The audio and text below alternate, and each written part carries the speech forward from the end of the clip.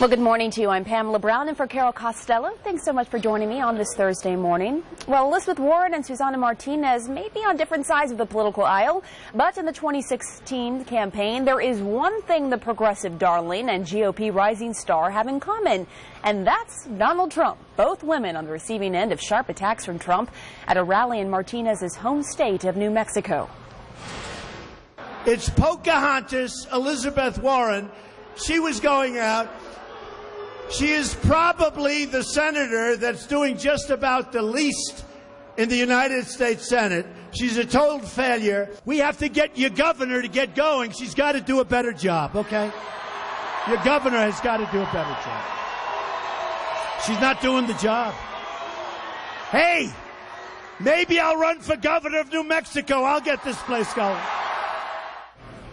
All right, so what does this mean for a party that said it needed to expand its outreach to women and minorities after Mitt Romney's 2012 loss? Here to discuss, Leslie Sanchez, Republican strategist, and Sabrina Schaefer, executive director of the Independent Women's Forum. Thank you, ladies, for coming on. Leslie, I'm going to come to you first because Trump isn't just targeting Democratic women. As we saw there, he's also criticizing two sitting female Republican governors who happen to be very popular in the GOP, Martinez for her job performance, and he also lashed out at Nikki Haley, saying that he won South Carolina despite her endorsing Rubio. How does the GOP court women with these kinds of comments? It's going to be extremely challenging. I mean, one thing we know for sure is that Donald Trump is underperforming with women and with Hispanic voters, and this doesn't help, especially when you consider the fact that a very popular governor like Susana Martinez was once a Democrat, crossed over in the 90s, became a Republican, knows how to work across the aisle, and has been in her state avoiding the Klieg lights but doing the hard work of welfare reform, cutting taxes, things that are really catnip to a lot of conservatives and the base GOP voters. So to isolate and really kind of target somebody who could be your biggest ally is a misstep, not only with this governor, but any of the strong female leaders that we have within the party.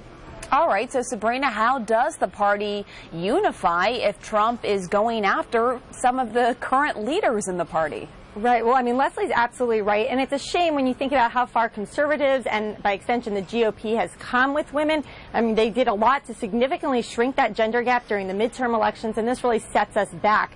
That being said, I think in many ways the more interesting story is Hillary Clinton's failure with women voters, especially those younger women voters. And so while I think Trump is doing a disservice to the GOP, I do think that Hillary Clinton is the more interesting part of this. I don't think that her message or her policies are resonating with women. I think that they see through this. They don't like that she's made gender sort of the centerpiece of her campaign.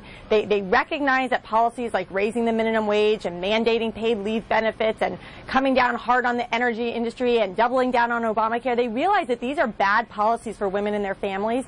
And so that's where really I would think the Republicans have an opportunity is to get back to policy. But do you think that she's not doing as well among young women, partially because she's also still in a fight with Bernie Sanders, who does so well among young people? Sabrina. Well, absolutely. I mean, actually, one recent poll found, and I'm sure Leslie has seen similar things in her work, that when voters are asked who sort of represents your opinion or voices your opinion best, Bernie Sanders and Donald Trump came out way ahead of Hillary Clinton. So when those voters, consolidate, we'll have to see, do some of them break for Donald Trump or do others help Hillary Clinton? That's the sort of big unknown right now. And Leslie, Trump's campaign chairman, Paul Manafort, weighed in on the VP process. The Huffington Post is reporting that he said, quote, the campaign probably won't choose a woman or a member of a minority group. He said, in fact, that would be viewed as pandering, I think. Leslie, your thoughts? We're going back to the 90s. You guys were talking about the 80s. Maybe it's not even the 80s, it's the 90s.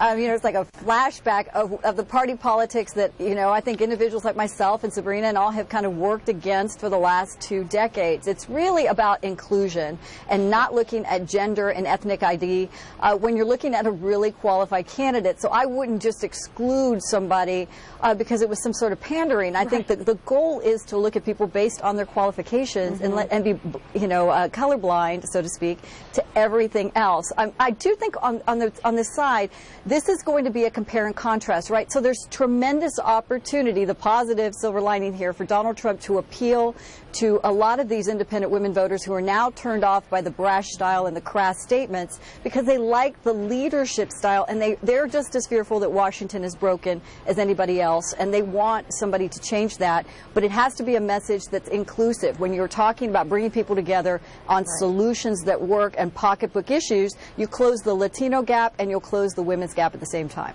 All right, we'll have to see what happens. Leslie Sanchez, Sabrina Schaefer, thank you very much, ladies. Great having you on.